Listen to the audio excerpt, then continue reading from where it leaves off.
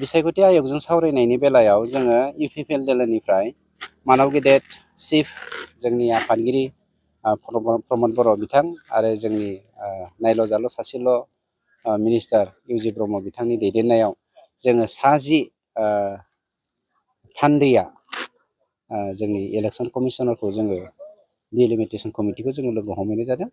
बावहाय जोङो मोनब्रैसो प्रस्ताब होदों। गिबिया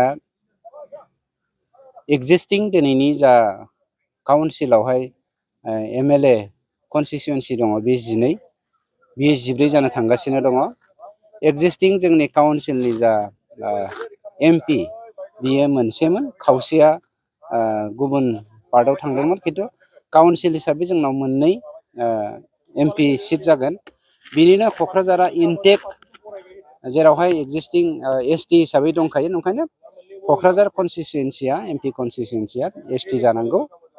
बेनिफ्राय जोंनियाव 12थानिफ्राय 6थाया एस.टि रिजार्भमोन एम.एल.ए कनस्टिटुवेन्सिया, बेनिनो दा 12निफ्राय 14 जानो थांगासिनो दङ नालाय जोङो 10था एस.टि रिजार्भेसन दोननांगौ होननानै जोंनिफ्राय प्रप'जाल होनाय जादों।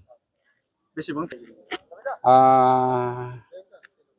बे माखासेया एसे खम बेसि जानो हागौ, जेनेबा मोनद'आथ' जोंहा दंखायो एस.टि रिजार्भेसना, 10 बिदों जोङो। 10 थाङाब्लाबो जोंहा मोनसे गावनि सायाव फोथायनाय दङ, माबा मोनसे बानायदेरगोन, खिन्थु क'क्राझारा इनटेक एस.टि जागोन बेखौ जोंहा गावनि सायाव फोथायनाय दं। इउ.पि दोलोनि पेरेन्ट बडिनि मोनसे कनफारेन्स दङ। बे कनफारेन्सआव जोङो 2 हाबाफारि लादों, मोनसेया डिलेगेट डिसकासन आरो मोनसेया जोंना अपेन सेसन। बे अपेन सेसनाव जोंना 25,000निफ्राय 35,000नि गेजेराव जोङो टारगेट लादों। नोंथांमोननि मिडियानि गेजेरजों आं बेखौसो बुंनो नागिरदों, फै जोङो 35ल' नङा, 50-60 जाय फैयो फैनो हागोन, खिन्थु जोंनि टारगेटआ मिनिमाम 25,000 जागोन। जोङो गुबुन जिल्लानिफ्राय सासेबो जोङो हावलाद लाबोआ बि.पि.एफ बायदि। जोंहा हावलाद होननाय, सावरि जानाय, गाथा जानाय सिस्टेमा जोंना इउ.पि.ल' गैया नालाय, जोंनि जिल्ला गोजानो जागोन।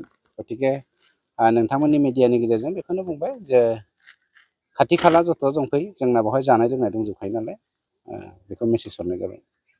बे हाबाफारियाव सोर सोर बाहागो? जोंनियाव मिनिस्टार थागोन, चिफ थागोन, डेपुटि चिफ थागोन, ओमफ्राय गासैबो नेहाथारिफ्रा थागोन, ओमफ्राय एम.एल.ए नि जोंनि इउ.पि दोलोनि दैदेनगिरि लरेन्स इस्लारि बिथाङा थागोन।